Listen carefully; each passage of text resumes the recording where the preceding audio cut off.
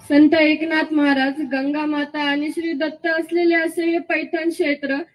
याच पैठणला आपण दुसरी काशी म्हणून ओळखतो. याच पवित्र स्थानावरून मी तुमच्या पुढे म्हणजे माझ्या वडिलांवर जो अन्याय झाला त्याविरुद्ध जो न्याय आहे त्या न्याय मागतेय. आणि मानवतेच्या नात्याने तुम्ही सर्व आज एक आलात, न्यायाची भूमिका घेतली, आमच्या पाठीमागे आहात, आमच्या कुटुंबासोबत आहात.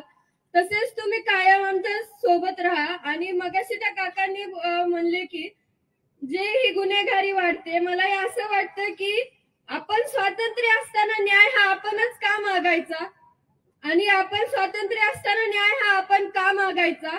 संविधान लिहिलं आंबेडकरांनी आणि शिवाजी महाराजांनी, संतांनी जे आपल्याला थोर विचार दिलेत, त्या जर विचारांवर आज आपण चाललो असतो तरी गुंडेगिरी वाढलीच नसती. आज माझ्या वडिलांची हत्या झाली आहे, त्याच्या अगोदर अनेकांचे बळी गेलेत. तर ते अन्यायाविरुद्ध न्याय उठू शकले नाहीत, आवाज उठू शकले नाहीत त्यांना. तसेच माझ्या वडिलांना आणि आपल्या सर्वांना हा अन्याय दूर करून न्यायाकडे जायचंय. त्यासाठी मला तुमची तसेच सर्वांची गरज आहे.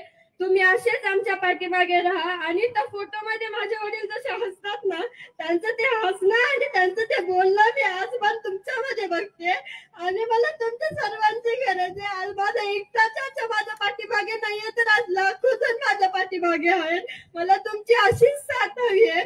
माझ्या वडिलांचं जे बलिदान आहे ते आपल्याला व्यर्थ नाही जाऊ द्यायचं. त्यासाठी न्याय मिळवायचा, त्यासाठी मला तुमची खूप गरज आहे. आणि तुम्ही असेच आमच्या पाठीमागे राहा.